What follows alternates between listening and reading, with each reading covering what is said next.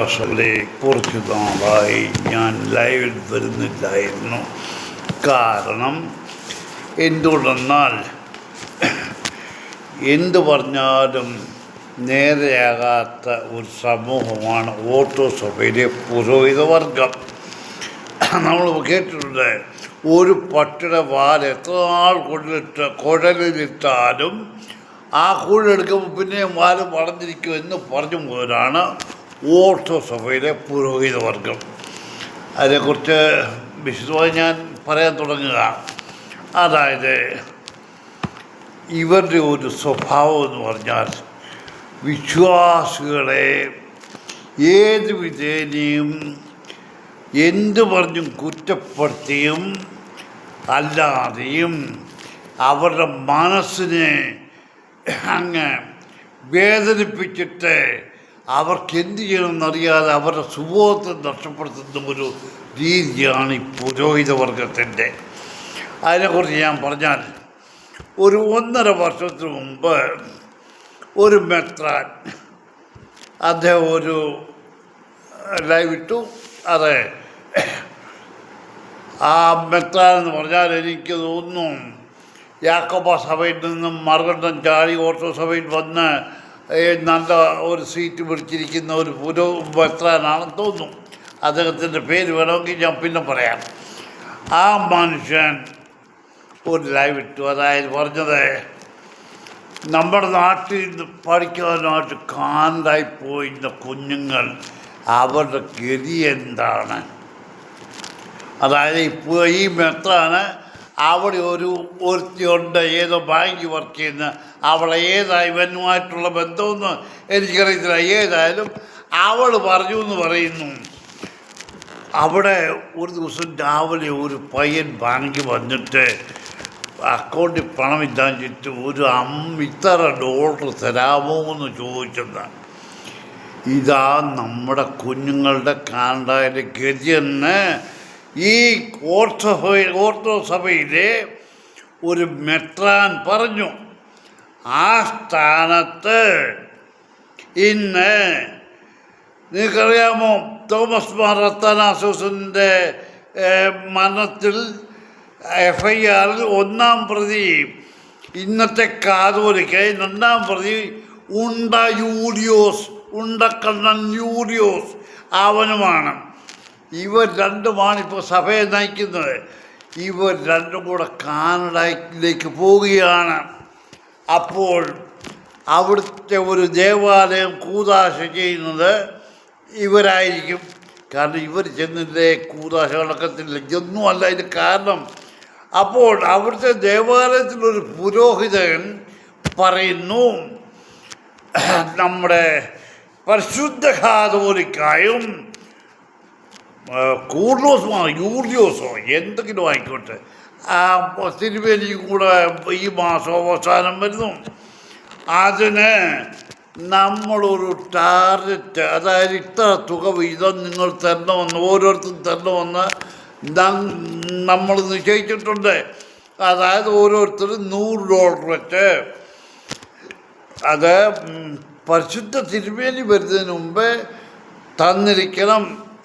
അഥവാ തരാതിരുന്നാലും തിരുമേനി പോയിട്ടും നിങ്ങൾ അനങ്ങാതിരുന്നാലും നിങ്ങൾ ചിന്തിക്കേണ്ട, നിങ്ങളുടെ കയ്യിൽ നിന്ന് അത് ഞങ്ങൾ മേടിക്കുമെന്നുള്ളത് തീർച്ചയായിട്ടും മേടിച്ചിരിക്കും. അപ്പോൾ ഇത്രയും ഞാൻ പറഞ്ഞിട്ട് ഒരു കാര്യം ചോദിക്കട്ടെ. ഈ പറഞ്ഞ പുരോഹിതനോട്, എടാ മറ്റവനെ, കാനഡയിലെ വിശ്വാസികൾ ദേവാലയത്തിൽ വന്നില്ല എങ്കിൽ നീ എവിടുന്ന് ഒരു നേരത്തെ ആഹാരം കഴിക്കും? വേണ്ട, നീ എങ്ങനെ പിടിച്ചു കഴിക്കും? അവിടെ താമസിക്കുന്നവർ കുഞ്ഞുങ്ങളുള്ള മാമൂലിമൊക്കാനോ, അല്ലെങ്കിൽ മക്കളുടെ വിവാഹത്തിനോ, അല്ലെങ്കിൽ മരണാനന്തര ശുശ്രൂഷയ്ക്കോ നിങ്ങളുടെ അടുത്ത് വരുമ്പോൾ പിടിച്ചു മേടിക്കുമെന്ന് മനസ്സിലിരിക്കട്ടെ. ദരിദ്രവാസികളെ, നീയൊക്കെ ഈ കുഞ്ഞുങ്ങളാ കാലായി പോയി കഷ്ടപ്പെട്ടപ്പോൾ ഏതെങ്കിലും വെച്ച് സഹായിച്ചോ?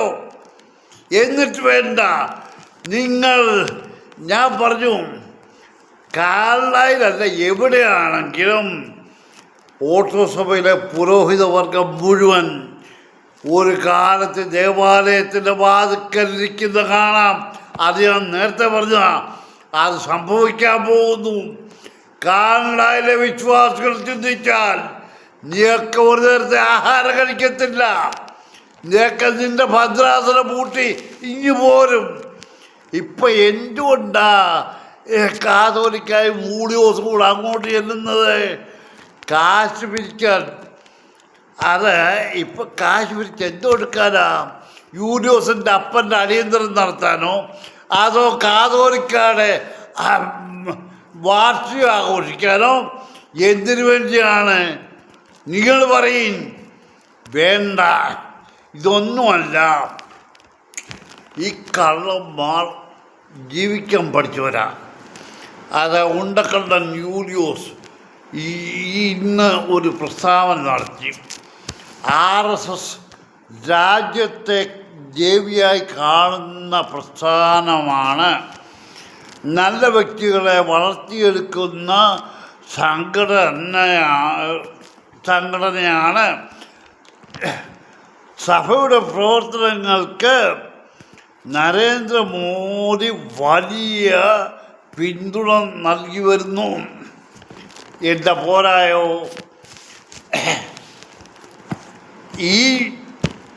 ഈ ഗവൺമെൻറ് തന്നെയാണ് ഇവിടെ നിന്ന് പണം സ്വീകരിക്കുന്നത്. ഇന്ന വിധത്തിൽ ഇന്ന വിധത്തിൽ അല്ല എങ്കിൽ ആ പണം കൊണ്ടുണ്ടാക്കിയതെല്ലാം പിടിച്ചെടുക്കുന്നു. അതിനു വേണ്ടി കരയുന്ന ഈ തന്തയ്ക്ക് പിറക്കാത്തവന്മാർ ഇപ്പോൾ RSS വരെ വായിലെടുത്ത് വച്ചിരിക്കുക. പോരായോ? ഇനി എന്തു വേണം? ഞാൻ ചോദിക്കുന്നത്, നിങ്ങൾ എന്താ ചെയ്തിരിക്കുന്നത്? വിശ്വാസികളെ നിങ്ങൾ ഏത് വിധത്തിൽ ഇത് ചെയ്യുമെന്ന? വിശ്വാസികൾക്ക് അറിവില്ലാതെ ചിന്തിക്കണ്ട. വിശ്വാസികൾ ഉണരുമ്പോൾ നിങ്ങൾ വഴിയിലിറങ്ങും. ഏറെ കുണം പിടിക്കാത്ത പുതുവർഗമേ, ഇന്ന്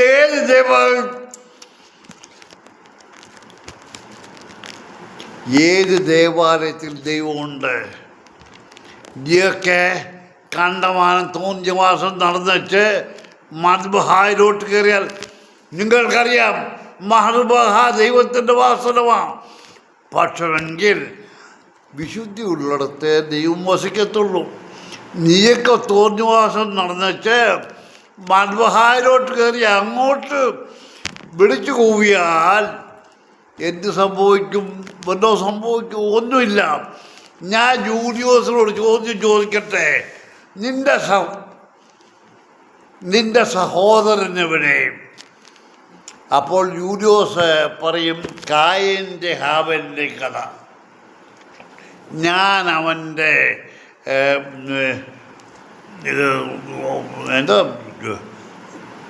അവനെ അവൻ്റെ പരിചാരകർ അവനെ കാത്തുസൂക്ഷിക്കുന്നു. അവൻ്റെ ഏത് ഇതാണെന്ന് അവൻ കായനും ഹാബലുമായിട്ടുള്ള പ്രശ്നത്തിൽ അവരുടെ വാക്ക് പറയുന്നുണ്ട്.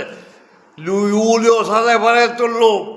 എന്തുകൊണ്ട് യൂലിയോസിൻ്റെ സഹോദരനെ കാണുന്നില്ല? ഓർത്തഡോക്സ് സഭയോടെ ഞാൻ ചോദിക്കുന്നത്. പക്ഷെങ്കിൽ ഇന്ന് ഓർത്തഡോക്സ് സഭയിലെ കുറേ നാരദന്മാരുണ്ട്. അഹന്മാർക്ക് ഇതൊക്കെ ഇഷ്ടമാണ്. അവരുടെ സ്വന്തത്തിനെ തന്നെ അങ്ങോട്ട് വിട്ടുകൊടുക്കും. കൊണ്ടുപോയിക്കോളാൻ പറയും. എന്നിട്ട് ഇവിടെ വീട് തൂത്ത് വാരിക്കൊണ്ടിരിക്കും. അത്ര നാറികളാണ് ഇന്ന് ഓർത്തഡോക്സ് സഭയിലെ നല്ലവരായ വിശ്വാസികൾ എന്ന് പറയുന്നതിൽ എനിക്കൊരു പ്രയാസവുമില്ല. അല്ലെങ്കിൽ നിങ്ങൾ എന്തുകൊണ്ട് ചോദിക്കുന്നില്ല? ഇന്ന് നമ്മുടെ പിള്ളേർ കടമെടുത്തും ഏതെല്ലാം പ്രശ്നങ്ങൾ ഉണ്ടായിട്ടും എല്ലാവിധ ഇതും എടുത്ത് കാനഡയിൽ പോയി പഠിക്കുമ്പോൾ അവരെ അവഹേളിച്ച ഈ ദരിദ്രവാസികൾ അവൻ്റെ തലവന്മാർ ഇന്ന് പണം പിരിക്കാൻ പോവുക. നാണമില്ലാത്ത ദരിദ്രവാസികളെ, ഞാൻ നിങ്ങളെ ഇരുന്നിട്ട് തിരിഞ്ഞ് ചികഞ്ഞ് നോക്കും. അതിനകത്ത് വല്ലതുകൊണ്ട് അത്ര ദരിദ്രവാസികളാണ് നിങ്ങൾ. നിങ്ങളെക്കുറിച്ച് കൂടുതൽ പറയാനില്ല. നിങ്ങൾക്കല്ലെങ്കിൽ പറ. നിങ്ങൾക്ക് പറയാമോ? എന്തിന്? എനിക്കറിയാൻ വയ്യ. പുത്തങ്കാവ് കൊച്ചു തിരുമേനിയുടെ ആത്മാവ് പുത്തങ്കാവ് പള്ളിയിൽ നിന്ന് പോയിട്ട് നാടുകളായി. കാരണം കൊച്ചു തിരുമേനിയെ ഇവർ വാഗൊണ്ട് ആദരിക്കുന്നു അല്ലാതെ പ്രവൃത്തി കൊണ്ട് ഇല്ലാതാക്കുക. കാരണം കൊച്ചു തിരുമേനിയുടെ കബറ് കച്ചറകൾ സൂക്ഷിക്കാനുള്ള സ്ഥലമാക്കി വച്ചിരിക്കുന്നു. എന്നിട്ടൊടുവിൽ സമയം വരുമ്പോൾ തൂത്തുവാരി ഹൂന്നും പറഞ്ഞു നടക്കുന്നു. കൊച്ചു തിരുമേനി അവിടെ ഇല്ല. എങ്കിലും 6-ാം മർത്തമായി 8-ാം മർത്തമായി മദ്ബഹായിൽ കബറടങ്ങിയിട്ടുണ്ട്. കൊച്ചു തിരുമേനി മദ്ബഹയുടെ അടുത്ത് വശത്തുണ്ട്. അവരുടെ സംയുക്ത പെരുന്നാൾ അതിന് ദീപശിഖ കൊണ്ടുവരുന്നു. എവിടുന്ന്? പത്തനംതിട്ടയിൽ നിന്ന്. അതിനെ വഴിനീളെ എല്ലാ ദേവാലയങ്ങളിലും എതിരേറ്റ് അതിൻ്റെ എതിരേൽപ്പ് സ്വീകരിച്ചുകൊണ്ട് അത് പുത്തങ്കായി വരും. ഈ ദൈവത്തെ ഇത്ര എതിരേൽക്കാൻ കാരണം എന്താ? ഇതിൻ്റെ ഉദ്ദേശം എന്തുവാ? ദൈവം എന്തുവാ? ദൈവമാണോ? നിങ്ങൾ ദൈവമായിട്ടാണ് കരുതുന്നത്. അതാണ് അഗ്നിജ്വാല ശുശ്രൂഷ എന്നും പറഞ്ഞ് കൂർത്തോടെ കത്തിക്കുന്നതും.